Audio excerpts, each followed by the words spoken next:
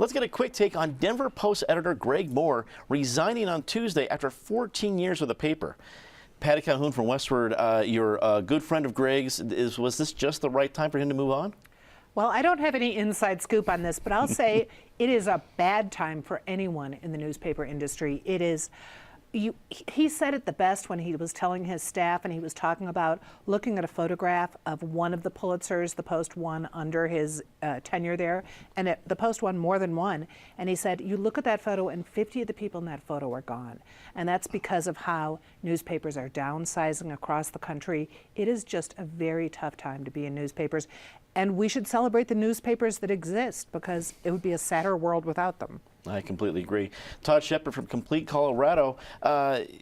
Greg Moore saw the Post through some very tumultuous times. It's had some crazy times in over 100 years, but the last 14 have been legendary. He has some pretty big shoes to fill.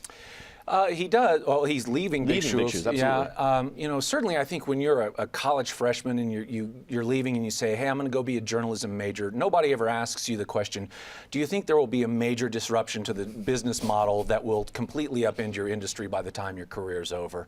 I probably agree with Patty that there's no scandal here, you know, or there's no backdoor politics or anything like that. It was the right time to go because the morale is low, and certainly 14 years at a paper that size.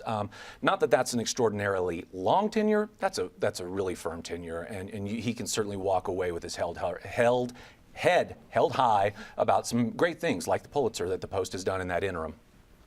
Eric Somman, political analyst, what strikes you as one of the legacies that Greg Moore leaves behind from his time at the Post? Well, the first thing that comes to my mind is when he took this job 14 years ago, we had an intense newspaper war that characterized Denver for most of its history. And you know, as he leaves the job, the Post is the only daily newspaper in town. 14 years, as Todd and Patty have pointed out, is a good run, a long run. He's a good man. I'm going to be curious what comes next for him. I'm going to be equally curious what comes next for the Post. That probably has a bigger civic impact here in Denver and throughout the state.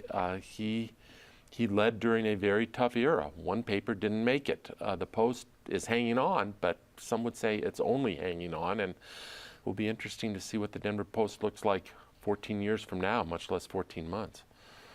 And Kristen Wyatt joins us. Thank you so much. First time on the program, a reporter with the AP. Your content is carried not only in the Post, but throughout the region. What do you make of a major move like this?